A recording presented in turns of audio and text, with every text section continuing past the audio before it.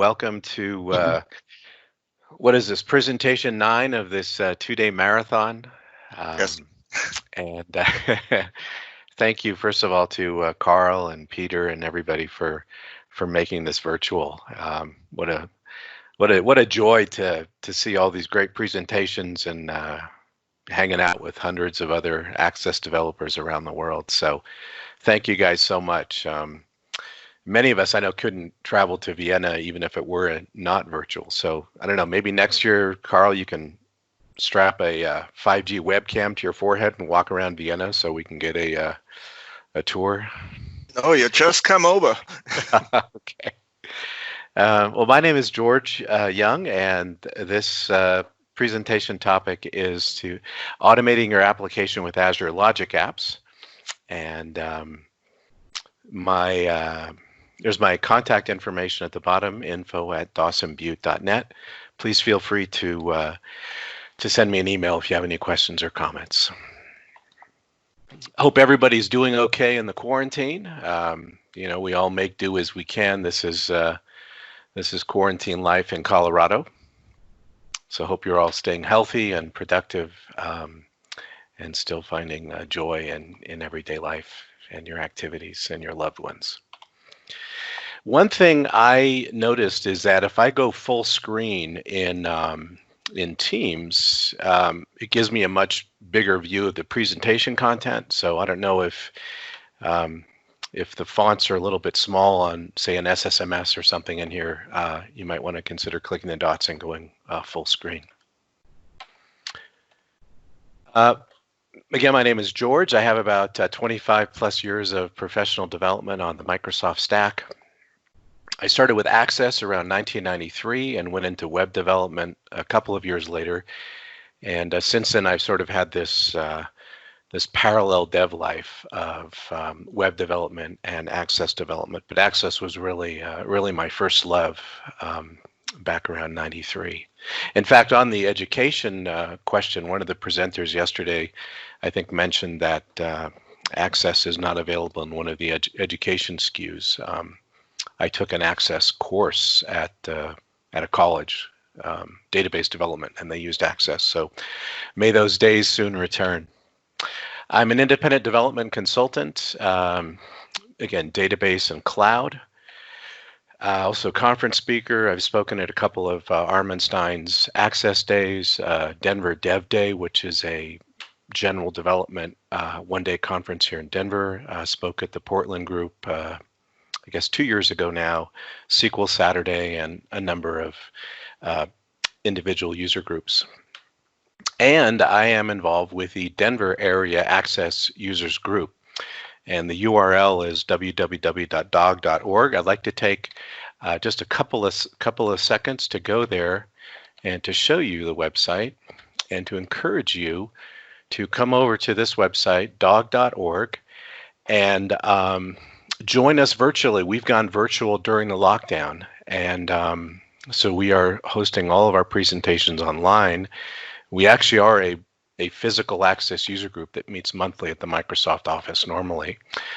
We have a meetup page, which you can get to on dog.org, and you can join us on Meetup and get notifications about our virtual presentations, which are the third Thursday of every month.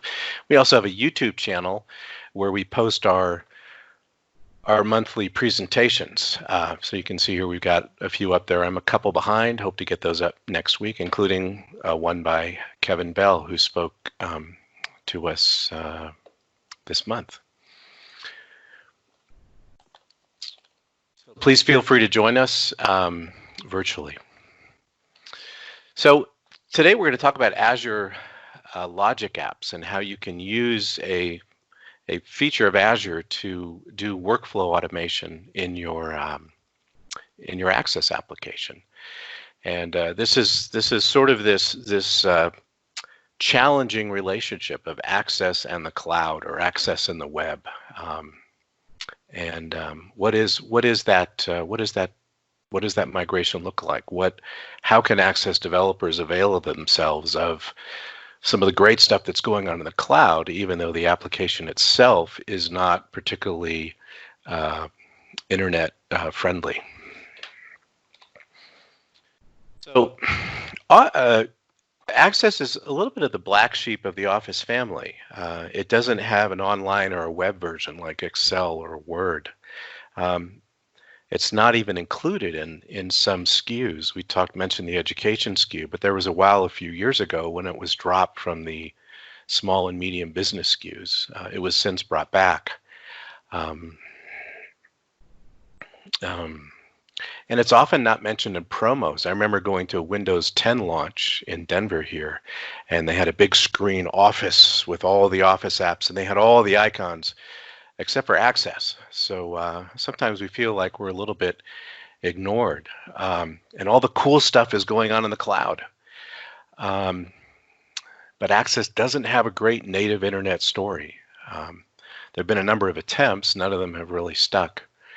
But Access still has some unparalleled rapid application development features. You know, if you think about things like integration with Office applications, it's a fantastic database designer for building tables and queries and relations and indices and so forth. It's magnificent. It's a great forms and reports designer. It's a great user experience for the end user. But again, it's not internet friendly out of the box. So how can we have the best of Access and the best of the cloud? What does that look like? How can we have pure access? How can we remain as Access developers using the Access IDE, writing VBA, using form events, all those great things, and have pure SQL and pure cloud. In other words, letting Access be Access without having to migrate to, say, some other platform or some other framework.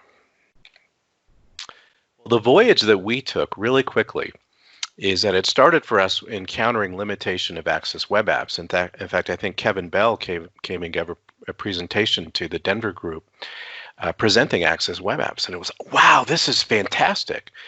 And then sat down and started doing development and quickly ran into limitations where it didn't come close to approaching the richness that we had in the regular Access client. There were other limitations as well, such as the web app had to be hosted in SharePoint. It didn't have a good mobile experience, and so forth and so on. But one thing that happened is we noticed that, hey, this is an Azure SQL database.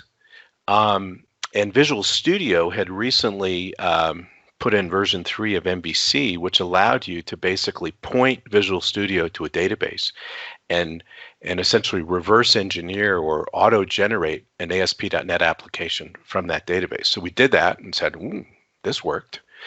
At the same time, I think it was in 2014, I went to Access Day in Redmond. I believe, yeah, Redmond.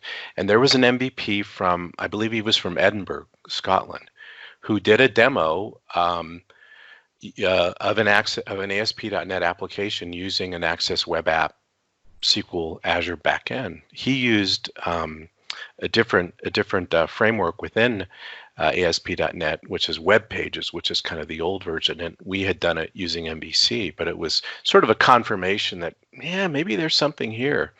So we upsized the Access backend to SQL Azure, hooked up the Access client to it. So now we have the Access client talking to a database in the cloud. And then we started writing some more complex ASP.NET web and mobile apps against that same SQL Azure database, while at the same time the Access client was still the center of the application universe, but we were able to sort of provide additional things, say a simplified mobile view or a web-only experience for a certain scenario. We also then were able to write Power BI reports against that. Hopefully you saw into Jan's presentation yesterday, and he talked about a number of different ways of hooking up an Access application, meaning your front-end application, against a cloud backend, and we did it against the SQL Azure database for Power BI. We also put the Access client in an Azure VM. Luke had a fantastic presentation yesterday. If you haven't seen it, recommend watching the recording on the different ways that you can put your Access client in the VM.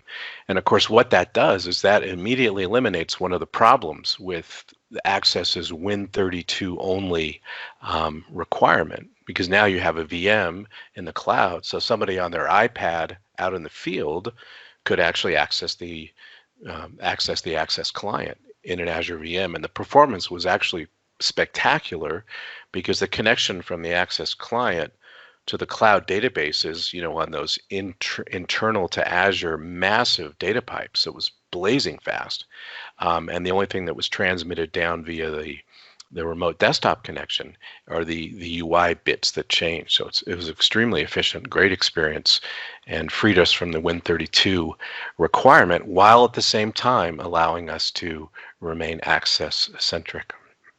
And then finally, just for fun, we built an Access or an ASP.NET MVC version of Access Web Apps. If we have time at the end, I can show that. I presented it at the Portland group a couple years ago. Just to give you a quick idea of what some of this looks like, in 2017, Michal Bar, Eva's predecessor, gave a presentation at Ignite in Orlando. I think Juan was involved with her on that. One of the applications she showed was one of our client applications, and this is sort of what I was referring to in the last slide. We had a rich access application in Azure VM, but we had an Azure SQL database, we had ASP.NET MVC mobile-friendly websites, we had integration with Office apps, we had Power BI reports. So we kind of had all the benefits of Access, broader access to the application data, meaning the server, the data's in the cloud, we can get to it from a bunch of different places, and it's standardized data access across client and the web. Here's a couple of quick screenshots. There's the Access client hosted in a VM. You can see it's our beautiful Access UI with lovely forms and great stuff. Here's a web page. You can see this is an HTML page. It's hitting exactly the same database. You can see we've got little HTML stuff like hover, the little hover guy on the left. We've got, sorry, let me hide my video window here. There we go. We've got, sortable columns and search and so forth and so on. MVC gives you mobile out of the box for free. So we had mobile views. So this is what these look like some of these pages look like on a phone. And then we had Power BI. Jan mentioned Publish to Web, which is essentially a free, non-secured publication of your reports. And what we did is that we used the URLs that are generated for the reports, and we just put them in an iframe in a web page, so that within the website they could browse a number of different Power BI reports, and they're fully interactive. You get the hover thing, and you click on a column, and it filters the data in the other parts of the report. So really great experience, and we've continued to build on that since 2017. And one of the things that we're using now are logic apps. Logic apps is a set of functionality available in Azure for workflow automation. The Azure cloud offers more than just databases and VMs and web apps. Right? It has, you name it. It has networking. It has Active Directory. It has Azure Functions. It has just tons of stuff. One of these is Logic Apps, and that's what we're going to demo today, and how it works with an Access application. In Logic Apps, you do your workflow automation outside of the Access application. Kevin mentioned in his presentation, I believe 2 hours ago, that one of the issues with using triggers in a SQL database to do, say, logging, is that if your trigger breaks, things quickly go south, and it's sometimes hard to track down. How Logic Apps work is that the application workflow is done entirely out of the application. So if you have a bug in your workflow, it does not affect the operation of your application. So there's a certain process isolation there. It's surprisingly easy to build a Logic app. There's no code. It's drag, drop, click interface to orchestrate workflows. Works natively with SQL Azure, so you don't have to learn any new platforms or frameworks. It's a very, very low barrier to entry. You don't have to install anything else. The way logic apps work is you have two pieces. You have a trigger and you have actions, which are hooked up to the trigger. They're chained together. A trigger is what kicks off the processing of the logic app.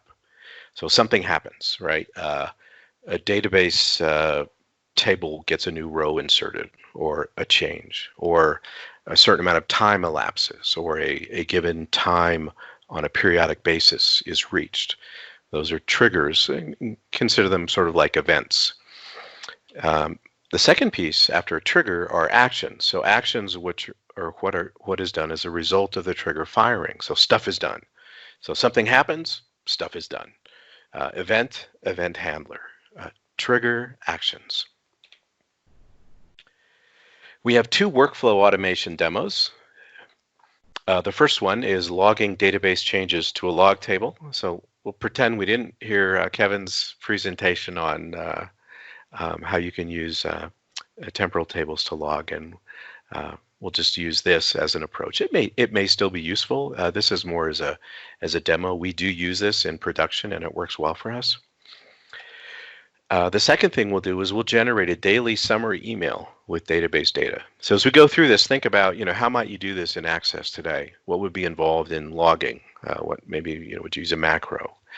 What would be involved in generating a summary email using database data? How much work is involved in that? So we have a sample Access SQL Azure application. We have an order table for storing orders. We have an orders form to enter orders, and we have an order log table to log orders. Very, very, very simple application. This is what it looks like.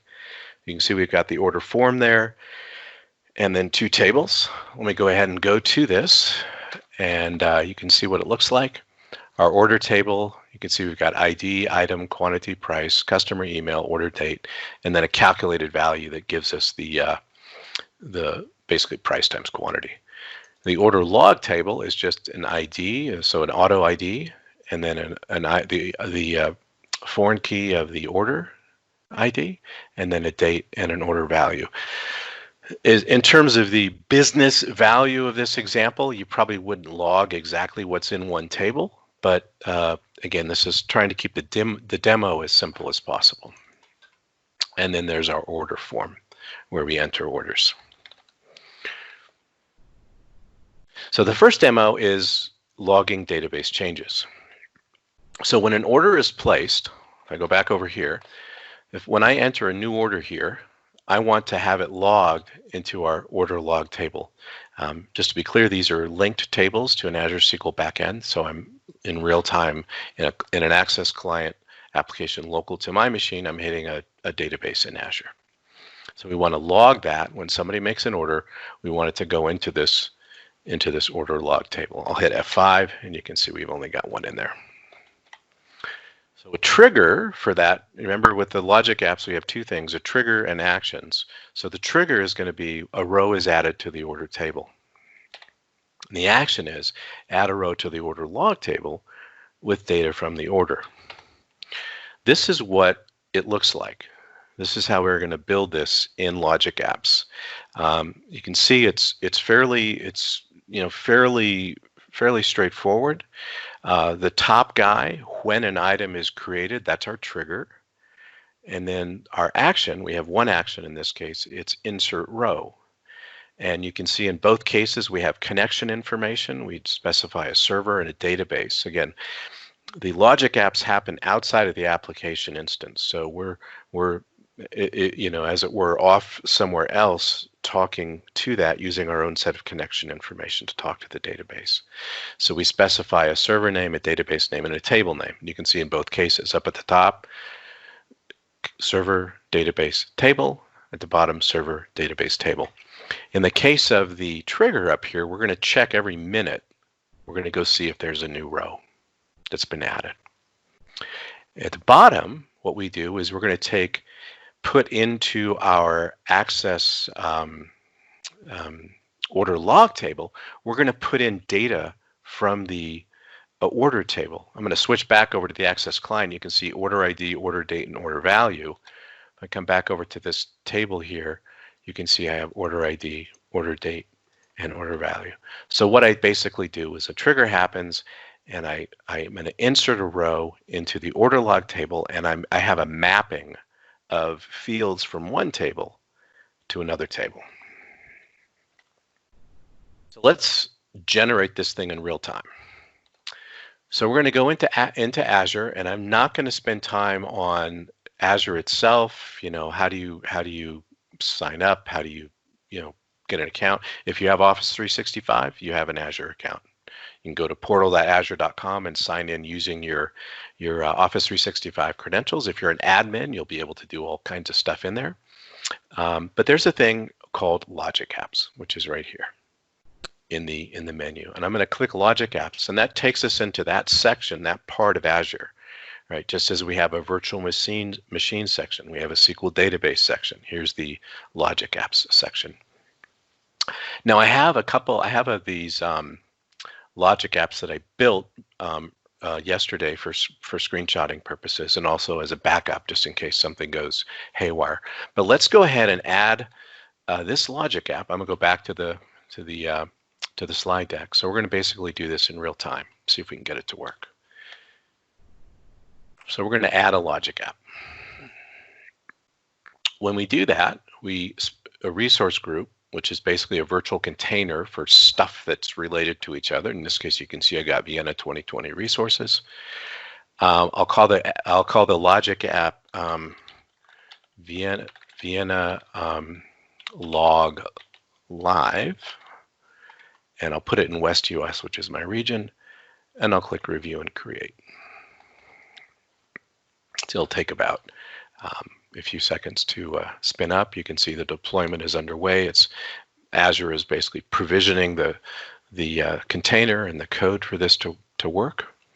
Does anybody have any questions or anything from the chat so far that I could answer?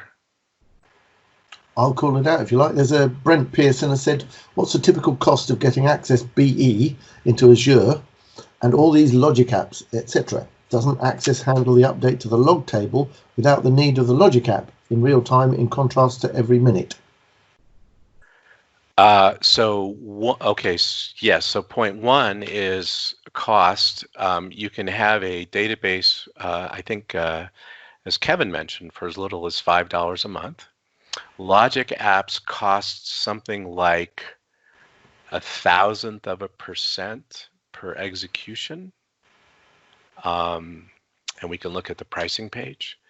As far as the logging, yes, I'm sure there are a number of different ways of doing that where you actually have an event that you can use. Exactly. In Access, but the point of the demo is not so much this is a better way to log necessarily, but rather to illustrate how a Logic App can be set up relatively straightforward, and also that there are advantages of having logging code or whatever activity outside of your main application. Hope that answered your question. When your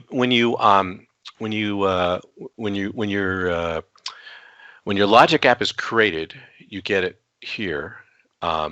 It's called Vienna Log Live, and then you can view it in the designer over here, and you get a bunch of status information down here. But let's just take a look at what that looks like. And because we don't have it created yet, we're taken to this kind of busy page. Recommend that you watch the short video, and there's a bunch of different triggers and stuff, but we're just going to skip through all that and go straight to a blank Logic App. So again, recall that we're dealing with triggers and actions. So the first thing that we want is a trigger. So we'll click on SQL Server, and you can see it gives us two options: when an item is created and when an item is modified. We're doing it when an item is created, so let's click that. And now we have our trigger, and now we need to configure it. Because I already set up a Logic App against this database before, it's kept the connection information for me. When I first set it up, I had to enter right server, database, and the credentials. I've done it once. It's cached it, so now I have it available, or it's, if you will, it's stored it. So I'm going to pick that. The database is Logic App Demo, and it auto-populates the names of the tables. And you can see I have two tables in a view. We'll talk about the SQL view in a little bit. So I'm interested in the order table. Let's go ahead and check it every minute. I can check it seconds, months, weeks, whatever. And that's it. So we've basically created our trigger. Now what we want to do is create the action, which is to log it. So again, this is going to be a SQL action.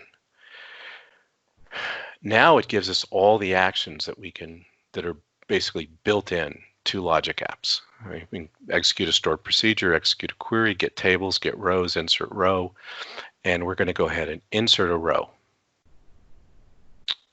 And again, we have the same credential information. So we use the Vienna database connection, the Logic App Demo database name, and the name of the table that we're going to put it into is order log. When we select that, what happens is that it gives us the fields that we need to populate automatically.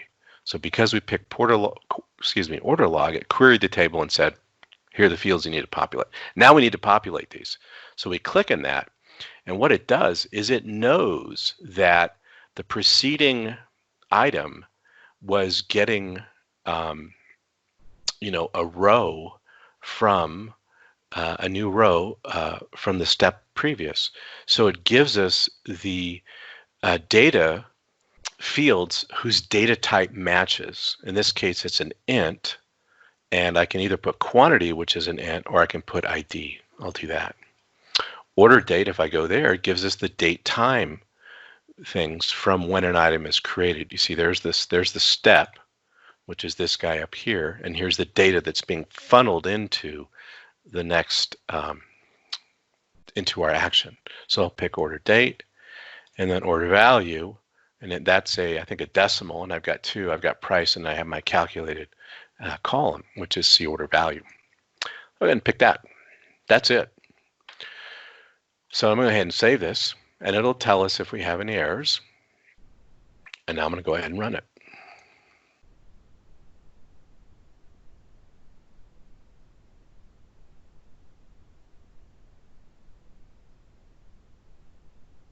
Okay, and now it tells us perform the starting action to view the run. So let's go back over to our Access client. I'm going to hit F5 to show that we have indeed just one order in the order log. And let's open our form and let's put in a new order. So we will order some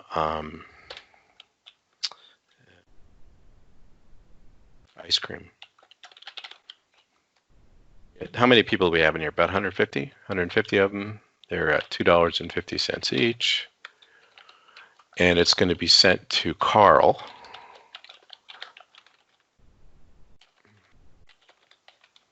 I'll just make up a name, email address. So now I'm going to hit enter. And so now that order has been submitted. And if we come over to the order table and I hit F5, we can see that now we have ice cream, quantity of 150, price of $2.50, and 375. So if it worked, if we go to the order log and hit F5, there it is. So there's our order ID that's in there. Real quickly, I just, in just a couple minutes before the presentation, I decided to create a quick MVC version off of that same database. So you all can go here, vienna2020.azurewebsites.net. If you want to make some orders, please mind your language since everybody will see this. So let's go ahead and order some chocolate syrup.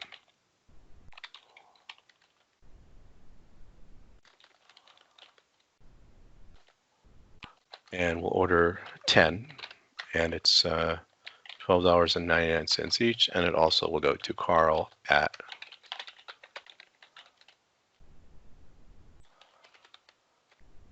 so I'll go ahead and save that. So here he is showing up in this MVC application, which is out in Azure, and There's the information, $129 total. If I go back to the Access client, I'm going to go to my order table and hit F5, and you can see now we have chocolate syrup showing up there at $129. And if I go to the order log, hopefully, it's the order that has showed up. So that's hopefully gives you an idea of, at least at a basic level, how you can have your rich Access client talking to a Azure SQL database and start hooking up other cloud functionality to that. As somebody mentioned earlier, though, logging, I can do that in Access, absolutely. So our second example is a little bit more complex. So our second example is generating summary emails. So the scenario is, on a daily basis, we want to send out an email that summarizes the orders for that day. The trigger, the specific time every day. So instead of looking for a row change, we're just going to say, hey, every day at this time, generate an email with the orders for the last 24 hours. Actions, get the daily orders, put them in an email, and send it. This is what it looks like. So now what we have is not just a single action, which we have here in recurrence, and a single trigger, and then a trigger and a single action. What we have is a trigger and 3 actions that chain together. So here's where you start getting more of an idea of the power of the orchestration. So you can actually start chaining things together. In this case, what we're going to do, we're going to get rows. From that get rows, we're going to create an HTML table, and then we're going to put that HTML table into an email, and we're going to send it out. And the email is going to go from info@dawsonbutte.net, which is actually in Office 365. That's not even that's not a user. That's what's called a shared mailbox.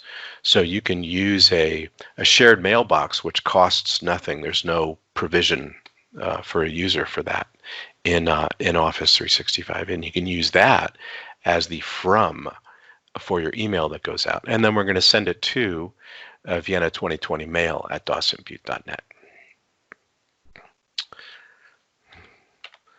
One thing that's I'm doing here is I've created a view, vDaily Orders, and what that does is I'm going to select the ID, item, quantity, price, customer, email, order date, and order value from the order table, and I'm going to do it where the date is greater than 24 hours earlier than the time at which the view was called. So what I'm doing is letting SQL do the work of getting the orders. And this is generally speaking, if you're using a SQL backend database, this is almost always the way to go. If you can do the work in SQL Server, do the work in SQL Server. It's going to be faster, it's going to be more robust, you're going to have a better development environment for writing a T-SQL. I could write this code in the Logic app, but then I'm kind of in that weird thing where I'm writing queries in a text box. And why would I want to do that when I can write it in SSMS? So we're going to use this view, this SQL view, and it's going to be treated just like a table. So in the Logic app, where we choose our table, we're going to choose this view, and again, it's daily orders. It's the order table, but it's only the orders for the last 24 hours. So let's see what that looks like. So let's go back to our Logic app, and we're going to go back into Logic apps, and you can see here's our Vienna log live, and now we're going to create our Vienna email live in real time. So we're going to put it in the same resource group, and Vienna email live. We're going to go ahead and create it and click create. This will be about 60 seconds. Any questions or comments while we're waiting for this? Oh, sorry, it's done. So we're going to go into the resource now. Again, when the first time we create it, we don't have anything created, so it takes us into the designer The designer's empty, so we get this really busy page. You know, you can pick stuff up here. You can say, hey, my trigger is when a new tweet is posted, or when an event grid resource event occurs. Event grid is another feature of Access. When a message is reviewed in a service bus, recurrence. When a new email comes in, so you could have, let's say you have a support.mycompany.com shared, or support@mycompany.com shared mailbox in Office 365. You could hook up a logic app to do something whenever a new support email comes in. But again, we're just going to do the blank, and we're going to start off with a trigger, and it's going to be a schedule trigger. It's a recurrence trigger, so we're going to pick that. So recurrence, and we're going to say every 1 day, and we're going to run it at a start time. And can I copy this? Nope. All right, I'm going to have to fill this out. Okay, so 2020 0424, and then T, and then we'll say 000000Z. I think that means this is going to run every day. The first time it'll run is April 24th, 2020 at midnight in UTC. We'll see. So there's our recurrence. So we're saying every day at midnight, do this. Not sure why that says 1500, but, or did I'm sorry. Did it take? Let's see. That's an example. Yeah, what happened to my start time here? I may have not hit, sorry.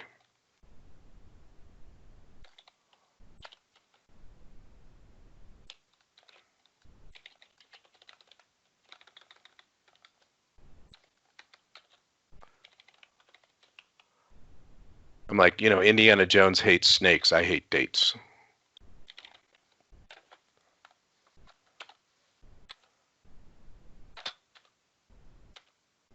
Did it take?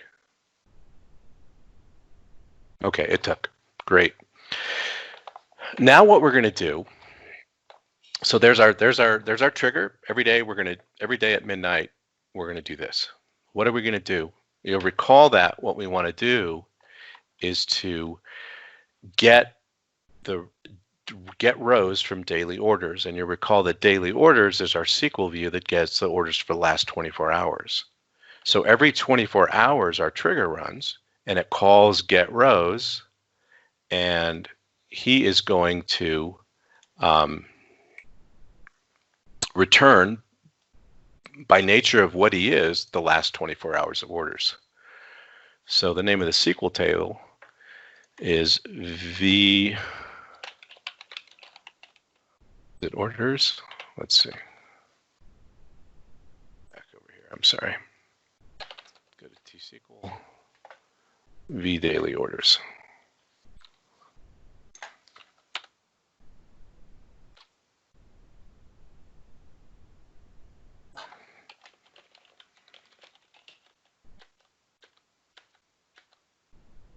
All right. Oh, sorry. There we go. I'm supposed to hit enter custom value.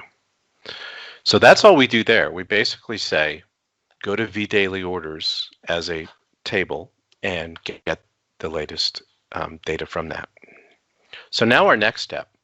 You'll recall, if we look back at our screenshot, I'm going to do two things. I'm going to send an email, but before I send an email, I want to create an HTML table so I have a nice tabular format of the data. Let's go ahead and do that. So we're going to go to Data Operations, create HTML table. You can see there's tons of other options here.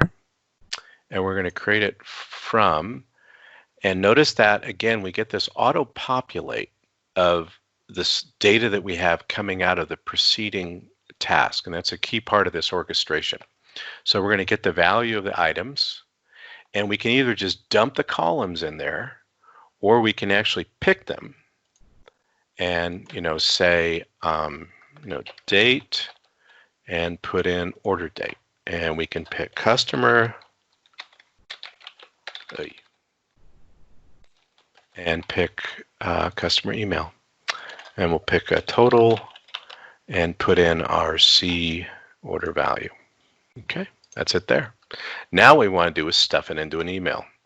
So we pick Office 365 Outlook, and again, you can do all kinds of stuff. You can put stuff into calendars, you can create events, create contacts, but we're going to do send email, which will be at the bottom under S, and we're going to send it from a shared mailbox. We could send it from a regular user, but we're going to send it from our shared mailbox.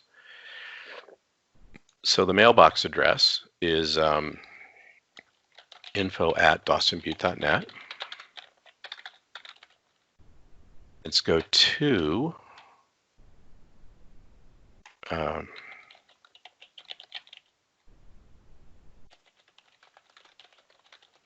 subject is just going to be daily orders. It's like typing an email. And here are the orders for the day. And now we're going to put in our HTML table, which is our output from create HTML table. So I'll click that, and there it goes. So that's it. Let's go ahead and save it.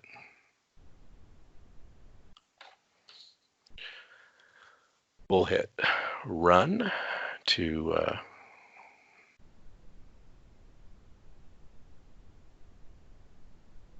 see what's going on here. And we will, sorry. So it ran, it gave us these checkboxes. So hopefully we're going to have an email. And I'm going to go back over here to my mail client. And here's something that came in from Dawson Butte Information at 11:42, which is, as you can see down here right now on my system clock. And I'll click that. And it says here are the orders for the day. And you can see it shows all the orders. Oh, look, Donald Trump ordered. That must be Philip. Hanover, we got some, I forgot to put the item in, so I have no idea what these people are ordering. But yeah, I could just have easily put that in. So you can see these are people who've actually entered orders on the website while we were creating our second logic app. We use this in production. We wrote a work manager application, and every week it sends out open items. So these are my open work items at the time. And you can see I just wanted to show this because you can get a little bit more formatting if you want, make it look a little prettier. You can include links and so forth and so on. But this is actually used in production. But here's actually what we sent out. If I go back to the Access client, and I'm going to hit F5 on the order table, and you can see we got Donald got us a vaccine. That's the Trump cocktail. Got some pistachios coming in, 4 cigars, some beer, French fries. So we got a well-rounded diet. But that's how that works. Again, you know, it was just a matter of going into Azure, going to the logic apps, and picking an action, and then chaining together events. Now, I would argue that this is a little bit easier than it would be to do it in Access. But some of you guys are probably so good at Access that you can do this even easier than I did this. Again, another benefit, though, is that this is happening outside of the application. So the customer-facing application only has the information that it needs to do what the customer needs to do, in this case, to create orders. And all this other workflow automation is happening outside. So wrapping up, with a cloud database for our Access backend, it's a whole new world. The Azure Cloud offers many ways to enhance and extend Access. Logic apps, which we looked at, allow a drag, drop, click automation of complex workflows. And most importantly for us is that Access is still the application. Access is still at the center of our development efforts and of the client user experience. We still get all the richness of the forms and the reports, the database designer, at least initially until we upsize it. We use VBA, all that beautiful stuff, Office application automation. We don't need to learn any new frameworks or platforms. And thank you very much for your participation. Any questions or comments, please email info@dawsonbutte.net. And as you are working from home during this period of quarantine or isolation or whatever it looks like where you are, wishing you continued productivity and joy in your development efforts. Thank you very much. And remember to check out dog.org if you'd like to another virtual access community to be a part of. So thank you. That's all I have.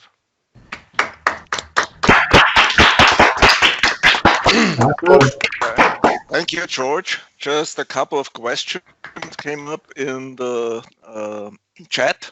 One was from Maria. Is it easy to use Logic apps to send text notifications? Yeah, there's a package. I think it's called Twilio or Twilio. So it does the same as Power Automate. It uses an external text sending service. Yes. So basically, and I think Twilio has a certain number of free level of use. So on the pricing thing, yeah. So you would, and then you would hook it up. So you get Twilio. So instead of email, you would say send a text, and you would give it the phone number, and you're done. It's literally that easy. In fact, we could go in and edit this right now, and we could delete this in the designer. We just delete the table, whatever we want, and add in the Twilio thing. We can also add stuff in between. So if we say, we want to do a little bit of pre-processing, I can click this and insert either a new action, or you can do a logical parallel branch as well. But yes, you can send text messages. Gillis asked, yeah. Go ahead. Sorry. Can you create a web page and add it to an existing website? Have you ever seen this? I'm sorry, create a what? Can you create a web page and add to existing website? Do you think that could be possible? I'm sorry, I don't quite understand. Is there a little bit more info on what does that look like? If Mark asks, you can turn on your mic, Mark, if you want to say something. Yes, George. You created in your last demo a HTML table. Yes. So what I'm saying is, in Logic Apps, can you create an HTML table that's based on Access SQL data, and then add it to an existing website?